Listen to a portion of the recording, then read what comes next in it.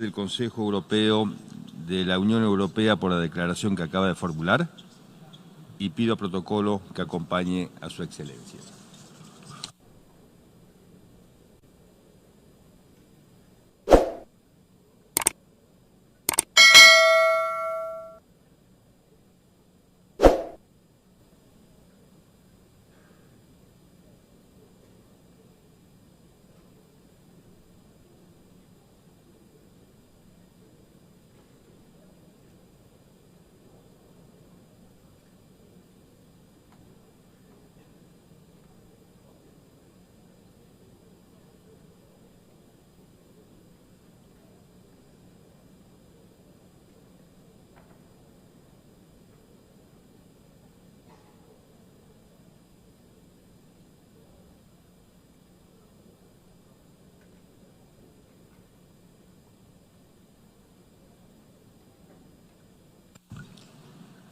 La Asamblea escuchará el discurso del excelentísimo Mohamed Abdullahi Mohamed Farmaajo, presidente de la República Federal.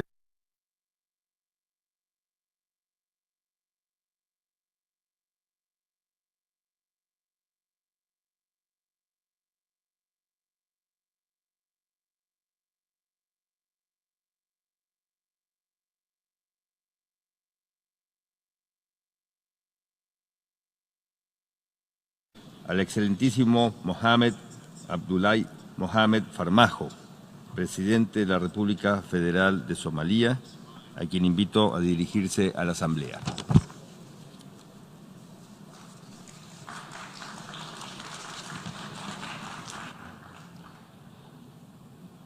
Mr. President, Honorable Head of States and Governments, dignitaries, and ladies and gentlemen, it's a great honor and privilege to address you on this 74th session of the United Nations General Assembly.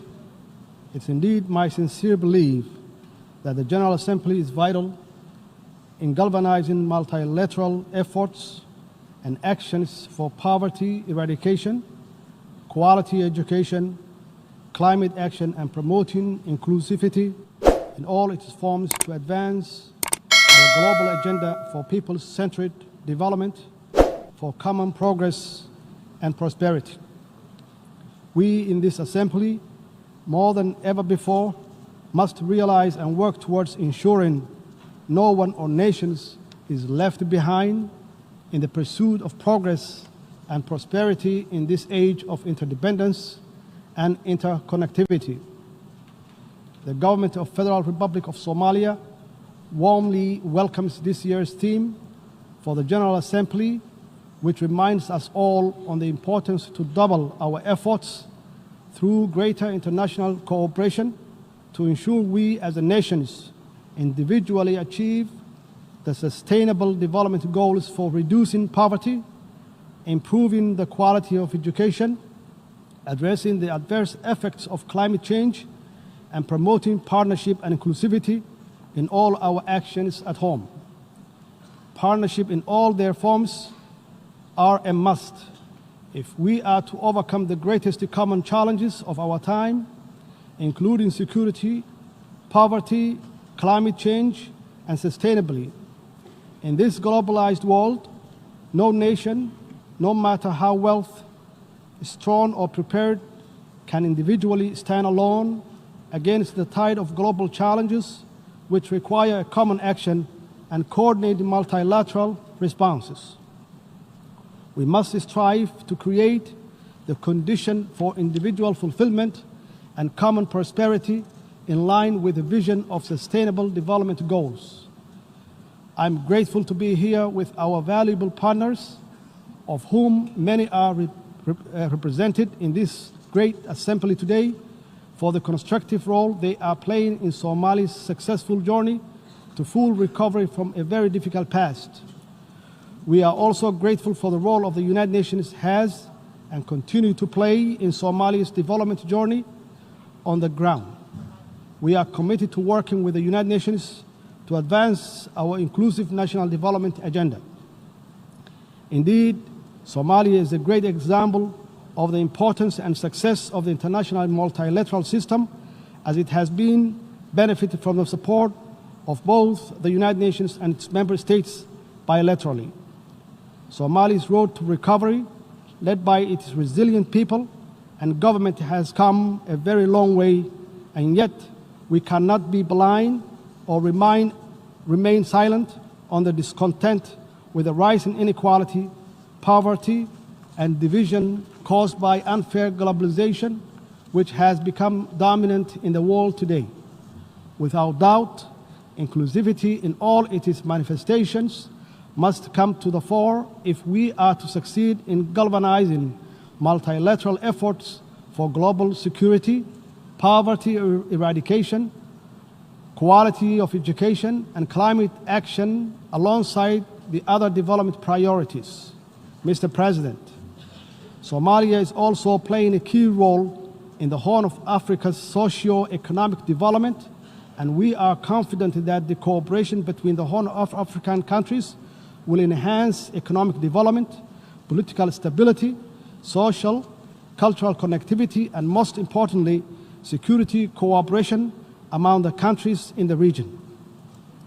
Horn of Africa region offers unrivaled opportunities for economic development and growth for its people if we can further strengthen the political, social, and economic ties between our countries, people, because we have many friends who are supporting us all along the way for the interest of peace and security in the wider world, and we thank them.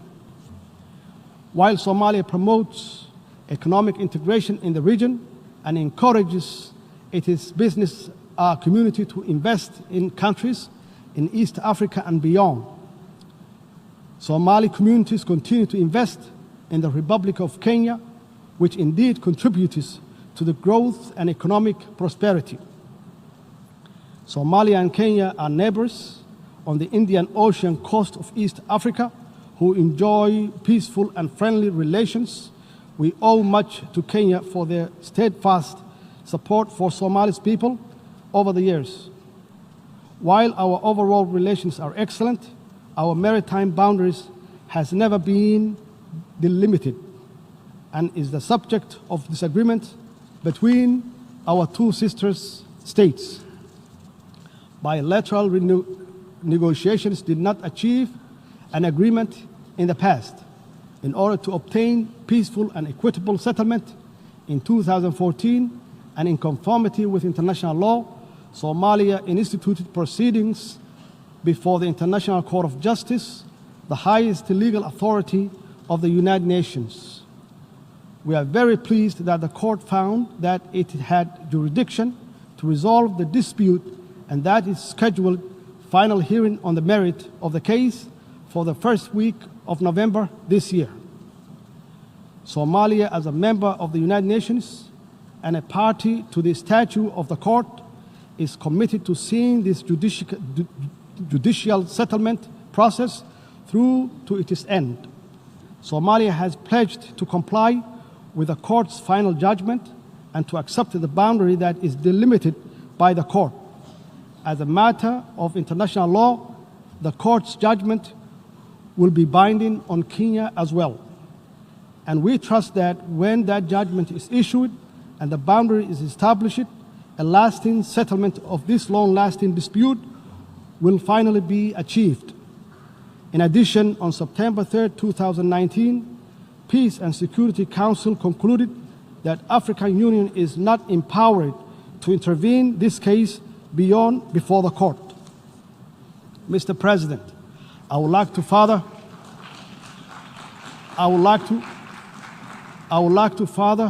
to report that at the margin of the 74th United Nations General Assembly in New York, and exactly on Tuesday night, September 24, 2019, President Al-Sisi of Egypt, who is also the current chairman of the African Union, convened and chaired a meeting between me and the President Uhuru of Kenya, the meeting which was very fruitful. We agreed to restore our good brotherly relationship is strengthening the diplomatic and political cooperation. We further agreed to leave the maritime dispute between the two countries to be resolved by the International Court of Justice. Somalia is committed to maintain good relationship with Kenya. Mr. President, the Somali government is strongly committed to its ambition and enabling peace building and state building agenda, and we are making clear strides toward achieving inclusive politics, strengthening democracy, and constructing the very rights-based national institutions that are the pillars of strong societies. I am proud to report that we have held successful regional elections in some federal member states in the build-up to the planning national parliamentary and presidential election in 2021, and we are determined to facilitate the success of this process through an inclusive electoral appeal, which voter registrations and better public awareness of the importance of inclusive politics and national progress. From all this, it's clear that Somalia is a historical example of reform, resilience, and people-driven progress and recovery. Today, our national discussions focuses on how to deliver inclusive politics, public services, financial and economic reforms, growing the economy, good governance, advancing regional cooperation, and how to finally defeat the threat of Al-Shabaab terrorism organizations with our valuable partners at home and abroad. Security has been our government's focus and greatest public expenditure since taking office because everything else, including poverty eradication, quality education, climate action, depends on it. We, alongside our international partners, are working tirelessly to rid the last pocket of violent extremism and their terrorist activities from Somalia. This task is by no means easy because of the violent, cowardly, and opportunistic guerrilla tactics Al-Shabaab terrorist uses, including bombing innocent civilians and private businesses. However, with our holistic strategy of de-radicalization, successful military offensives, the recovery of territory from Al-Shabaab, and the strengthening of Somali National Army and security capabilities, we are confident that our joint efforts with AMISOM and other international partners will bear fruit for Somalia, its people, and for the region and the global stability. We are building a well-trained armed force and right-based security and accountable institutions to take over the responsibility of securing Somalia. Our government, in partnership with AMISOM and other key international supporters, is working hard to achieve this through transition plan in line with the national security architecture. In this regard, I wanted to thank the brave Somali security force, men and women, all the troop contributing countries of African Union, with AMISOM and all our international partners that support the security operations in different and important ways. By no means are these comprehensive reforms easy, but with commitment and absolute determination, we have biometrically registered all the Somali National Army, and the human resources audit of the wider security sector in its entirety will be completed shortly. The biometric registration enabled the government to eliminate ghost workers, assess operation readiness of the security personnel, and make cost saving that will be used elsewhere to further strengthening security for the Somali people. I'm convinced Somalia's successful security sector reforms will provide us with the best possible security apparatuses to safeguard the well-being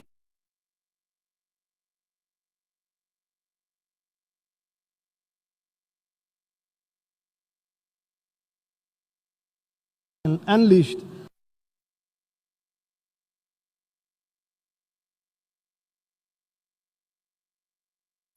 on education, and most certainly galvanizing our multilateral efforts for any development anywhere must start with national and international support for education in all its forms. In Somalia, a key symbol of our national recovery has been the enormous expansion of education provision across the public and private sector in all stages of learning. We fully understand the need to encourage, support, and build on the existing public-private partnership model of education delivery with its strong oversight by the federal government. Despite our difficult past, today the design and delivery of quality education and its governance and delivery framework is the most crucial education objectives we set as a government. This is critical for our young generation to catch up and even perhaps leapfrog in order to compete in globalizing economy and benefit from and contribute to achieving the Sustainable Development Goals by 2030. Given the importance of quality education to Somalia's peace building and state building processes, as well as its overall development, our government has embarked on an ambitious reform program which aims to expand access to education for our children, adolescents and youth, including those from marginalized communities, the disabled and girls and women. We are focused very clearly on improving the quality of learning outcomes, especially at early grade levels for all learners. We are also committed to increasing enrollment rates, ensuring the market relevance of learning opportunities to sustainably grow the economy in creating much-needed jobs and injecting further confidence in our people and country's prosperity and prospects.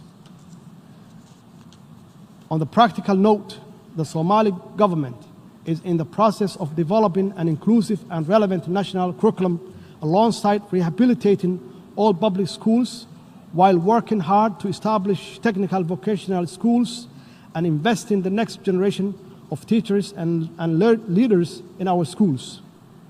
For the 5th year in a row, Somalia held the national exam successfully, and most of our students, including those that had disabilities such as blindness, participated and succeeded. We are proud of them. We are proud of them all, and will continue to improve their learning opportunities and employment prospects through better policies, stronger partnerships, accessible facilities, and educational leadership. To strengthen quality education globally, we must all share good practices, transfer successful policy, and make the necessary link between education, opportunities, and international peace, security, and development. Mr. President, Somalia is very committed to improving the status of the country's environment and to promoting community resilience for both present and future generations. Somalia has taken major steps in instituting environmental management authorities to implement changes on the national level. The establishment of the Directorate of Environment and the Climate Change within the Office of the Prime Minister, for example, is a step in the right direction, and we are confident that the Directorate will effectively lead the development and implementation of the environmental regulations and policies. This is evidence of our commitment to climate actions for a better, cleaner, and inclusive, prosperous environment. Indeed, climate change threatens to increase the frequency and severity of environmental impacts, and Somalia and the country with a long-standing coastline in continental Africa is already experiencing the effects of rising sea levels and rising average temperature that's exacerbated by the effects of degraded land and deforestation.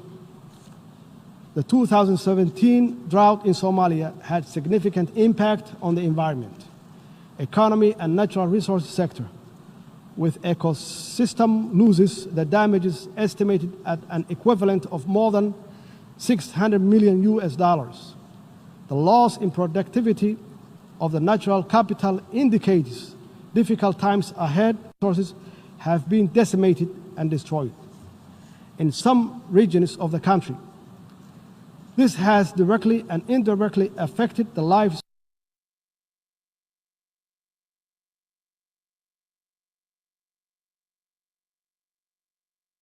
Due to this vulnerability, Somalia's economy could take much longer to recover, given that it's continued to suffer the repetitive occurrences of climate-related hazards.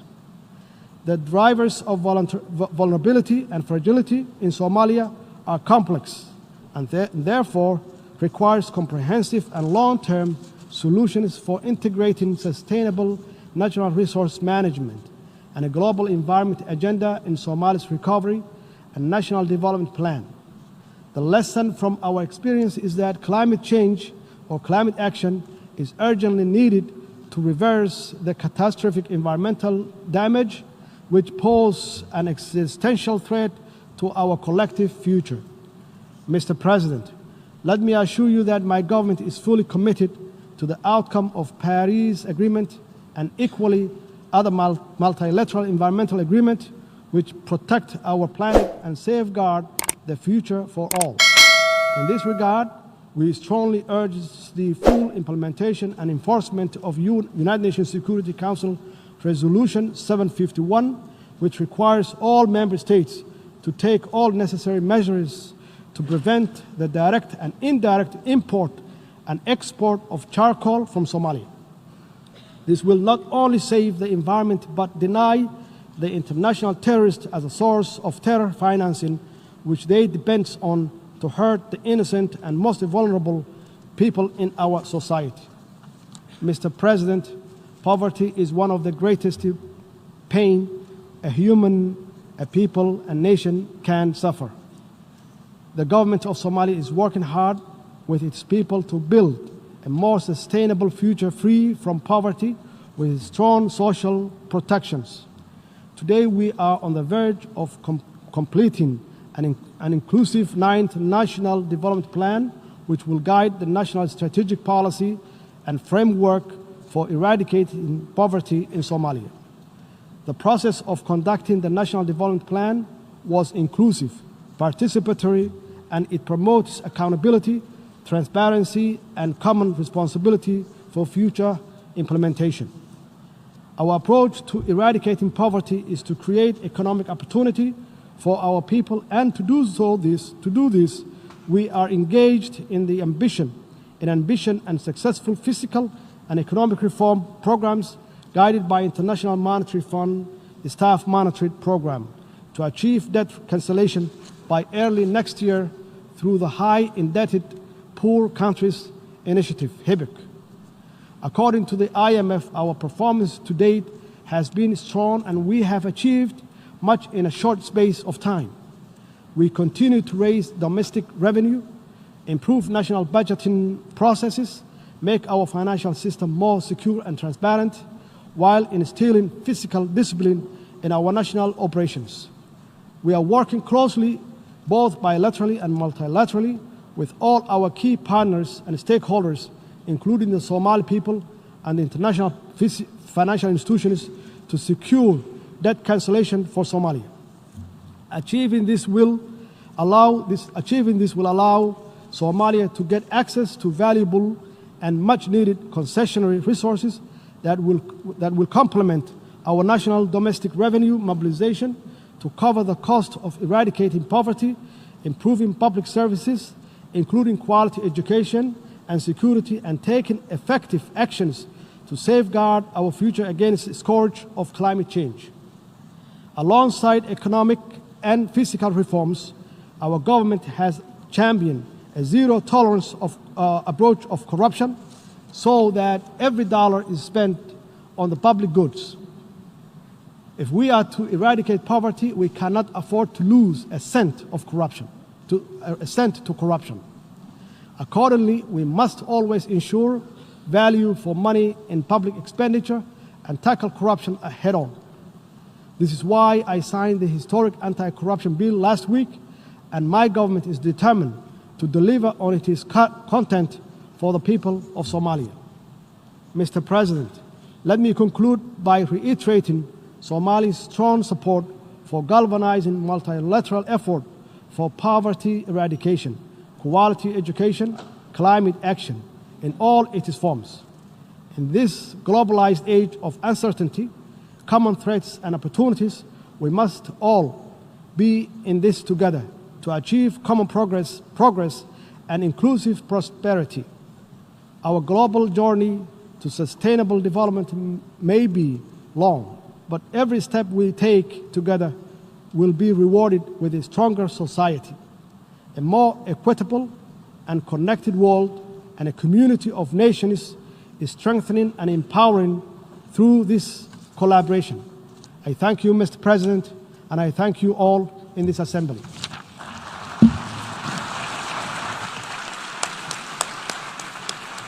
En nombre de la Asamblea General, deseo dar las gracias al señor Presidente de la República Federal de Somalia por la declaración que acaba de formular. Ruego a los representantes que permanezcan sentados mientras despedimos al jefe de Estado.